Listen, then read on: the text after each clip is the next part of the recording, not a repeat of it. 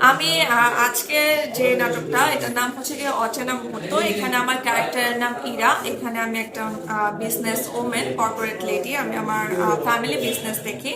এটা মেনলি একটা love story টাইপের হচ্ছে গিয়ে নাটক। তো আমার বিজনেসের পারপাস থেকেই আমার ছেলেটার সঙ্গে পরিচয় হয়, তারপর ভালোবাসা হয়, বাকিটা জার্নি শুরু। ওইটা বাকি কাহিনী জানতে হলে আপনাদের নাটকটা দেখতে হবে।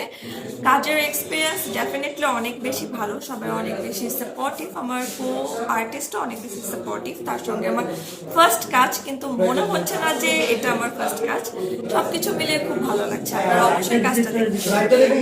সুপ্রিয় ভাইয়ের সঙ্গে তো ফার্স্ট কাজ। উনি হচ্ছে গিয়ে আমাদের এই কাজের রাইটার প্লাস ডিরেক্টর।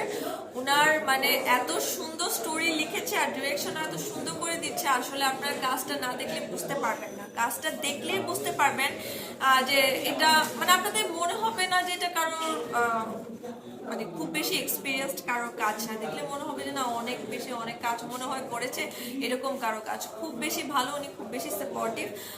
সবকিছুতেই অনেক ভালো লাগছে।